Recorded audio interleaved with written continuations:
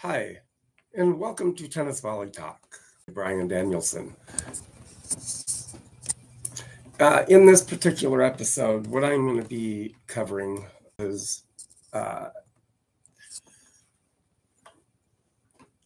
what actually during the pandemic and whenever tennis was getting back into the swing of things, but nobody was in the stand, how was that presented by commentators that were not there? What I discovered, and I thought it was a rather nice discovery that I found, was that the Tennis Channel actually did the broadcasts with you could hear the sound and everything, but what they did is they had different professionals at the Tennis Channel that commentated on the matches in California, but the matches were all over the world that they commentated on, which I felt was really a very nice way to be able to commentate during the time that nobody really knew what was the rules were and how to get back to having fans in the stand and all of that. So they're actually still doing that today. In certain tournaments, they are doing the commentating from the Tennis Channel studio because they're on a mini levels or mini tournaments. That's how they're doing it. On some rare occasions, they will have, on some rare occasions, they will have then on the major tournaments, the commentators there on site.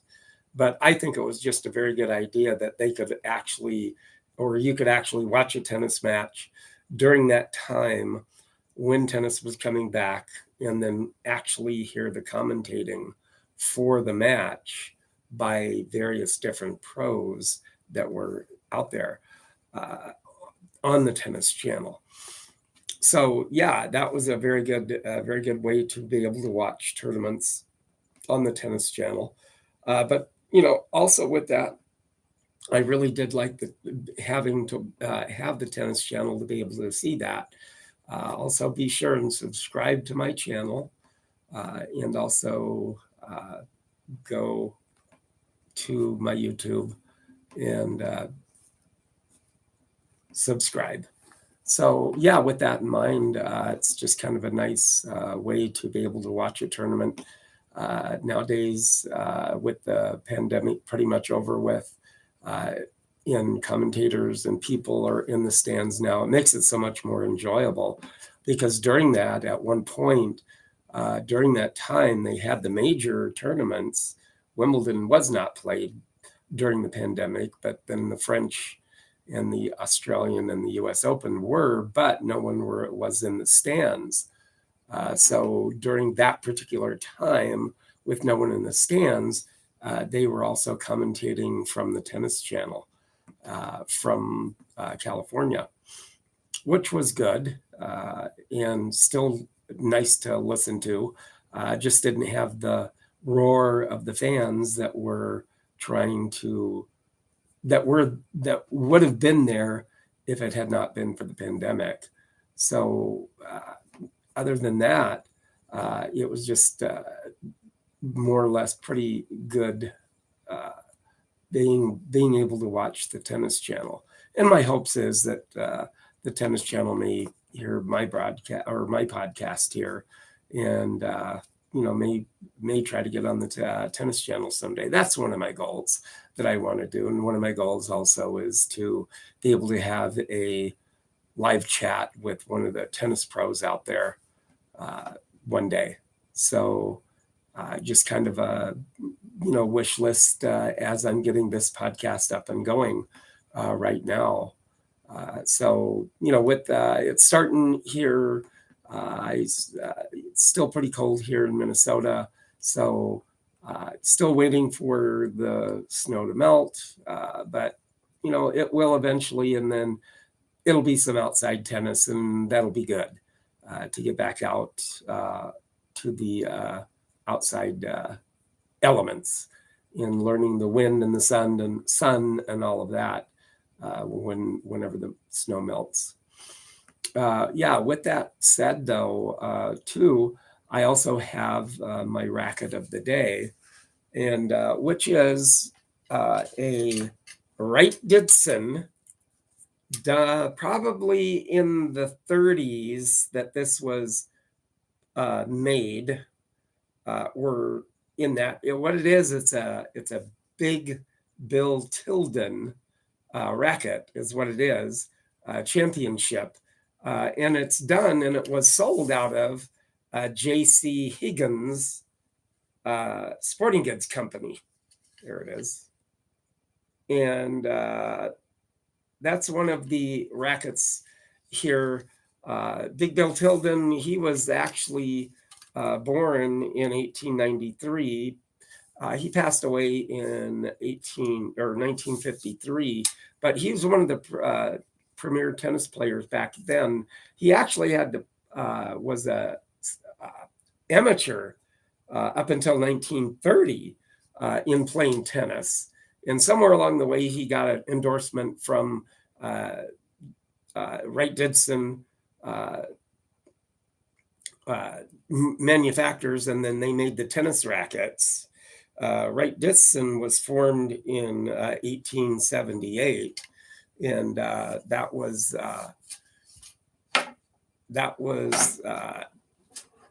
the sporting goods manufacturer. Actually, George Wright and Henry Didson owned their own respective stores on their own, but it was out of Boston, Massachusetts, and so they formed the alliance and then made that one store. And they were the first American imports for tennis equipment, and one of the first manufacturers of tennis rackets. The first rackets were lopsided that they made between 1880, possibly as late as 1883. That was whenever the Wright Didson Company was formed, and it was out of Boston, Massachusetts.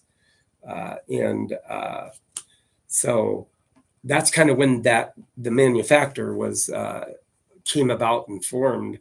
But Bill Tilden, like I said, he turned professional back in 1931 then, and then he was a professional up until 1953 when he passed.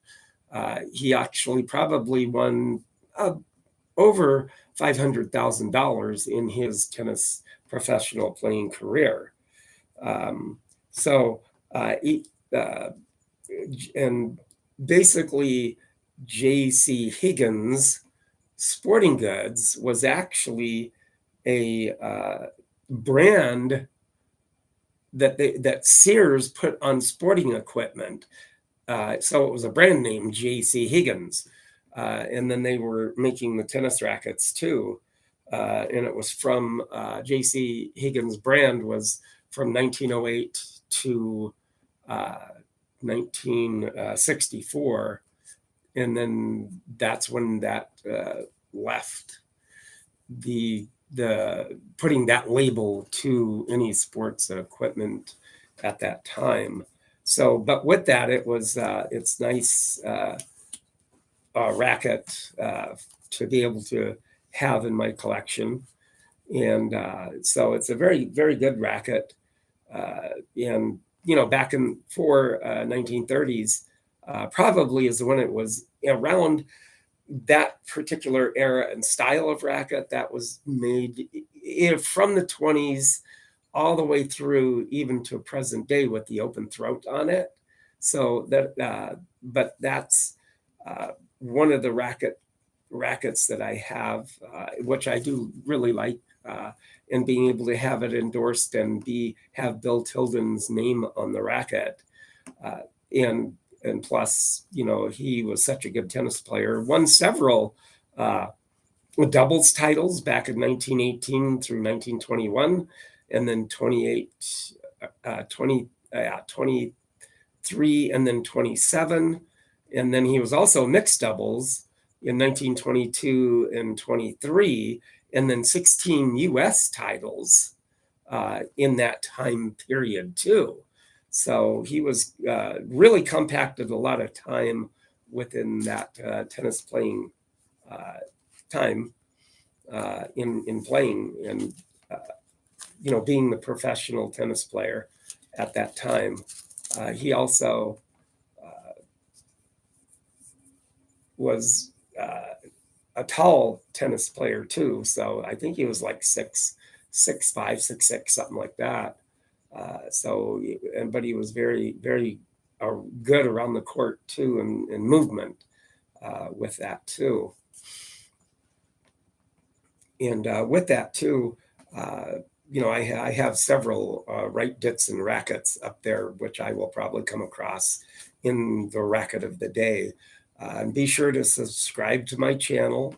And then also for you podcasters out there, if you do want to take a look at that particular racket that I had, which is the Bill Tilden Wright Ditson racket, go to my YouTube channel. You can see what I'm talking about for you podcasters out there.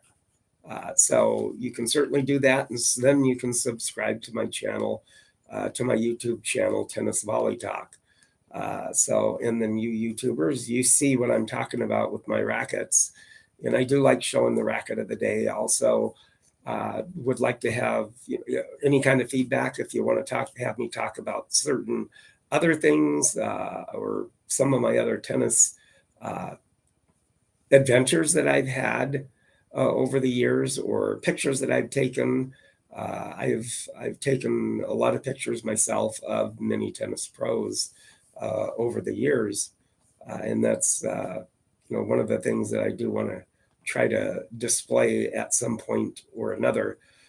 Growing up in Oklahoma, though, too, I had the chance to be able to watch and see the Bank of Oklahoma tennis tournament for many years. And so I got to see many different tennis players come through Tulsa, Oklahoma at the time. I got to see Stan Smith and Bob Lutz. I got to see the Gullickson twins. Actually, Jimmy Connors I saw, and saw some of the women tennis players playing too. So that was always a fun event to go watch and see, because it was a very intimate little, I think probably 3,000 people for the capacity at the stadium that they held it at for the finals and all of that. But it was very intimate, very close. So you could see the actual action really, really good with the players playing at that particular time. So it was a very fun event to be able to go to and watch.